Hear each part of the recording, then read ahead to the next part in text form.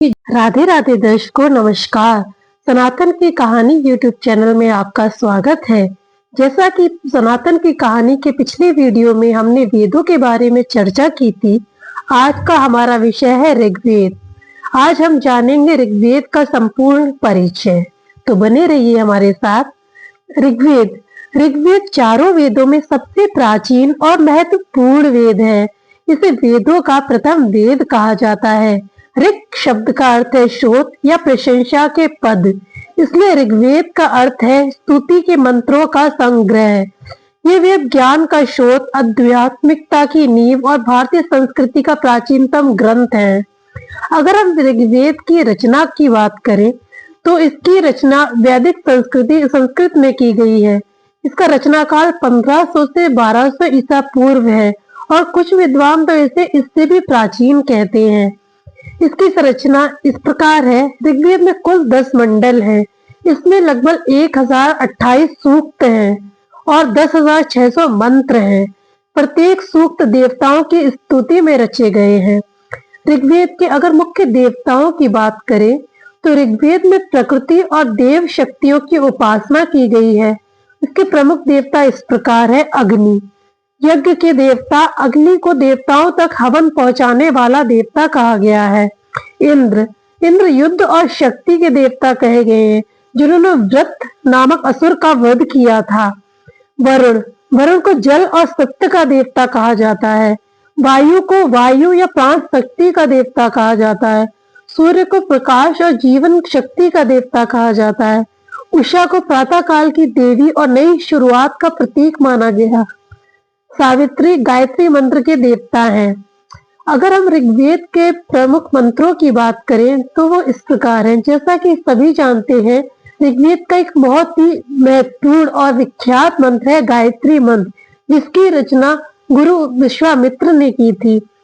गायत्री मंत्र इस प्रकार है।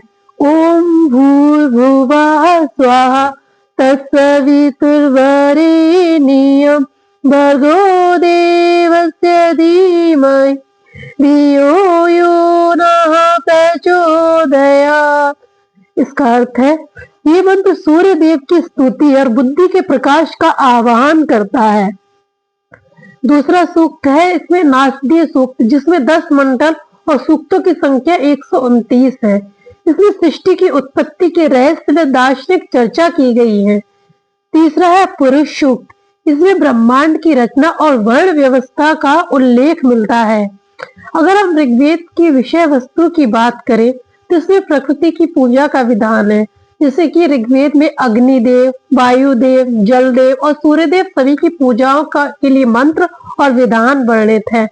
इसमें नैतिकता और धर्म की को मान्यता दी गई है, उनकी व्याख्या की गई है। इस सत्य, यज्ञ और ज्ञान के महत्व को दर्शाया गया है। इसमें मानवता और एकता का संदेश दिया गया है। आध्यात्मिक और भौतिक जीवन का संतुलन का वर्णन किया गया है। इसके अगर ऋषि मुनियों की बात करें तो ऋग्वेद के मंत्र विभिन्न ऋषियों और ऋषिकाओं द्वारा रचे गए हैं। जिसे इसमें प्रमुख ऋषि हैं ऋषि वशिष्ठ, ऋषि विश्वामित्र, ऋषि गौतम, ऋषि अत्रि, ऋषि भृगु और ऋषि कर्ण, ऋषि अंगिरस आदि। कुछ सूक्त स्त्री ऋषिकाओं द्वारा भी रचे गए हैं, जैसे घोषा और लोपामुद्रा इत्यादि। अगर हम ऋग्वेद के महत्व की बात करें तो मानव सभ्यता का सबसे पुराना धार्मिक ग्रंथ है। वेदांत, दर्शन, उपनिषद और हिंदू धर्म ग्रंथों की नींव इसी पर आधारित है। ये विज्ञान, दर्शन, समाज और संस्कृति का प्रथम ग्रंथ कहा जाता है। ऋग्वेद का संरक्षण श्रुति परंपरा द्वारा हुआ है, मतलब मुख से सुनकर याद रखने की परंपरा द्वारा हुआ है। इसका व्याख्यान सायणाचार्य द्वारा किया गया था, जिसे सायण भाष्य कहते हैं। आज ऋग्वेद का अध्ययन वैदिक पाठशालाओं और विश्वविद्यालयों में होता है। तो दर्शकों, आज हमने देखा ऋग्वेद केवल एक धार्मिक ग्रंथ नहीं बल्कि मानव ज्ञान, श्रद्धा और वैज्ञानिक दृष्टिकोण का महान दस्तावेज